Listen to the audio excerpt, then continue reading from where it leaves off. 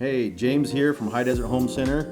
It's getting hot. We're going to talk about coolers and how to de-winterize them and get you cool for the summer. You can find all the parts you need here at High Desert True Value Home Center. The cooler we're working on today is a Phoenix brand, but any single inlet cooler will be very similar to this.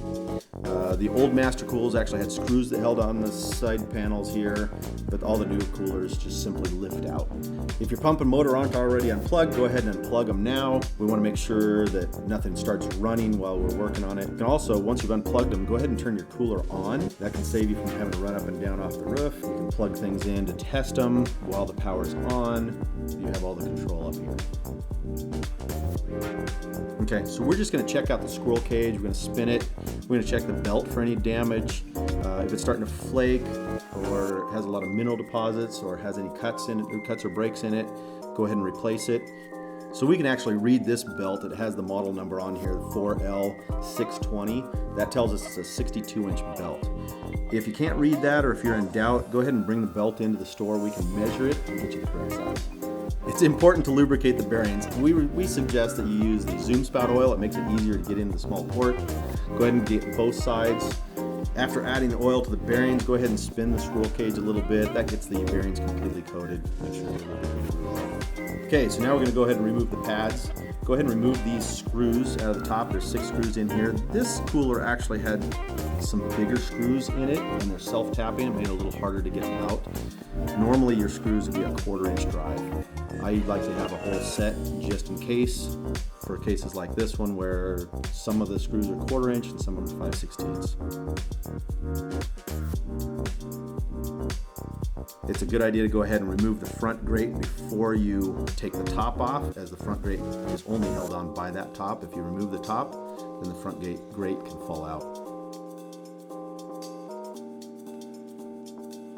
Next, remove the water distribution tube. This one is just laying on top of the pad. Some of them actually have some screws that hold them in on either side. Once you take it out, you can put it on top of the cooler and get it out of your way.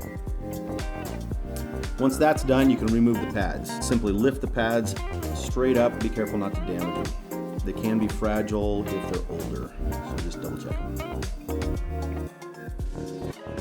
So you can see this pad is coated in hard water deposits, making it heavier than it should be. These pads can be used for another season, but for maximum efficiency, replace the pads. The 2 principles of a swamp cooler is airflow and evaporation. Anytime you reduce either one of those, you get less efficiency out of your cooler. The hard water builds up in the channels and significantly reduces the airflow. Spraying out the pads with a hose can help remove some of that buildup and help extend the life of this pad. Be careful not to have too high a water pressure that might destroy your pad. If there's a foam spacer between your pad and the inside of the cooler, make sure not to lose it. You're going to need it. After the pads have been removed, do a visual inspection on the wet side of the cooler. So check your float.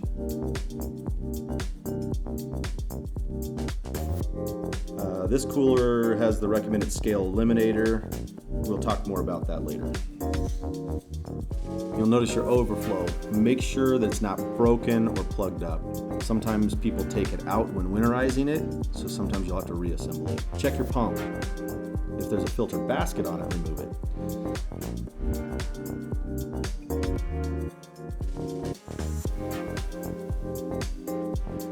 Spin the shaft. This is a good practice because sometimes the shaft gets stuck, and if you turn the cooler pump on, when it's stuck, it'll actually burn up the pump. Next, clean out the wet section. Some of them have plastic inserts like this one, some of them are just strictly metal. But sweep them out or use a shop vac. If you use a shop vac, you can use the trick of plugging it into the pump outlet. If your cooler is on, your power is up, and you don't have to use extension cords to power your shop vac.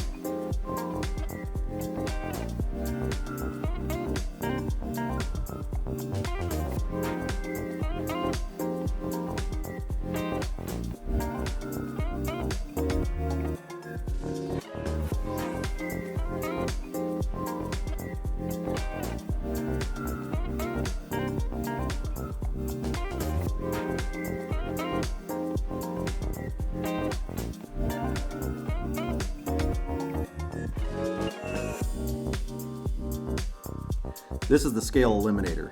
It's recommended to have one of these. They come in a couple different forms. This is a bag. They also come in a cartridge that goes on your water supply. It's meant to help suspend the minerals in the water so that the water deposits don't end up on your pad. This is only useful if you have a dump system, whether you use a purge pump or a bleed off. You got to get the water out so it gets rid of that mineral deposit. So here's my plug for quality tools. This is a scooper. This is not a tool. This is a compressor. So the compressor needs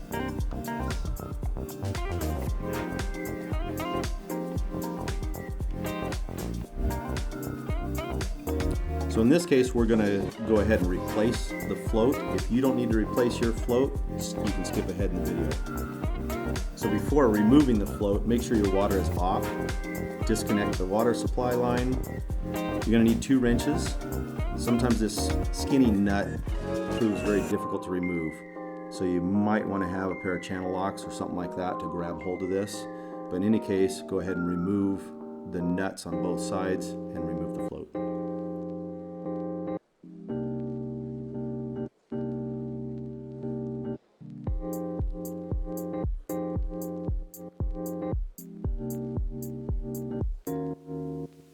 So depending on the float you get, there's a couple different ways to adjust it. Some, you simply bend the rod that holds the float on. Others, like this one, have a little thumb screw for adjustment. It's a good idea to point that thumb screw towards the dry section, so when your pumps or when your pads are all installed, you can easily get to that thumb screw and make adjustments on the float.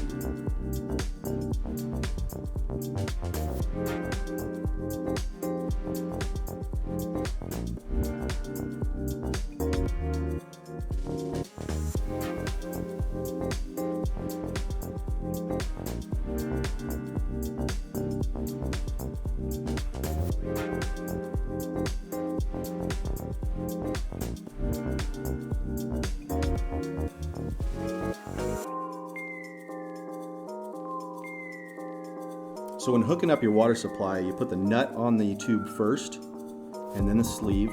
This one's plastic, so we put an insert in there. When we tighten this up, that crushes the sleeve onto the tube and the insert. That's what makes the seal. So you gotta make sure you get it nice and tight, otherwise you're gonna have leaks.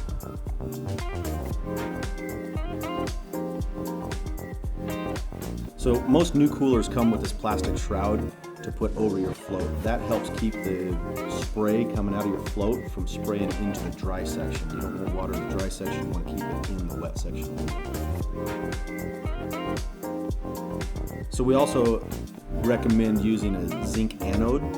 It's a sacrificial anode to help keep your cooler from rusting. When you're taking it out of the package, be careful, because part of the package is a tray that you're going to put the anode in when it's sitting in your cooler.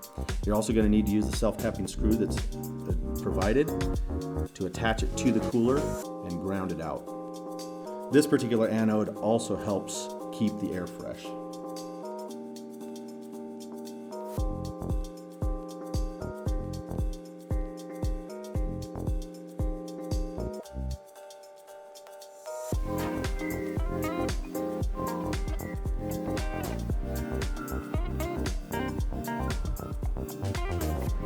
So next we're going to check the pump.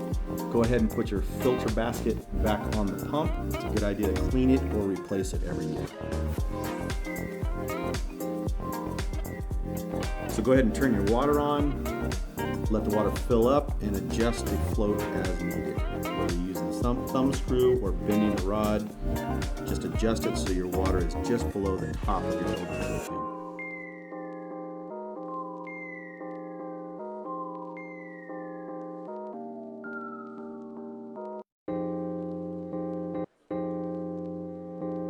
Okay, after your float's adjusted, go ahead and put your pads back in, put the distribution tube on top, and then put your cover back on, replacing all the screws.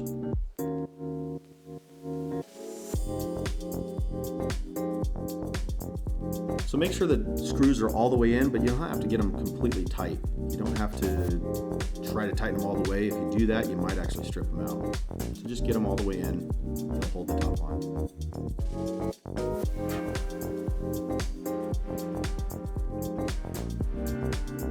So before replacing the front grille, we're going to go ahead and put in a blue pad in front of the normal media. This will act as a sacrificial pad. Most of the calcium or mineral deposits will accumulate on that blue pad, and that'll prolong the life of the expensive 8-inch or 12-inch media. After you put the blue pad in, go ahead and replace the front grille.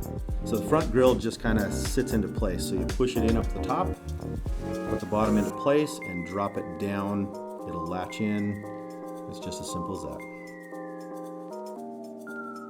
Okay, so now you can go ahead and plug in your pump and your motor. Double check that everything is working properly. Make sure you keep your hands out of the squirrel cage, keeping the loose articles away from the pulleys and the belt in the squirrel cage. Now we'll go ahead and put the side panels on. Be careful when you put the last side panel on. If the cooler is running, it's sucking air through there, and it can actually pop that panel in. It can smash your fingers, it can damage it, it can suck it in funny. So just be careful when you're putting that last panel on. So when we're looking at the ducting down here, some coolers have a cookie sheet or a slide that blocks the airflow when they winterize it. This one does not have that, but just double check, make sure that slide is removed so that the air can flow down into the house properly.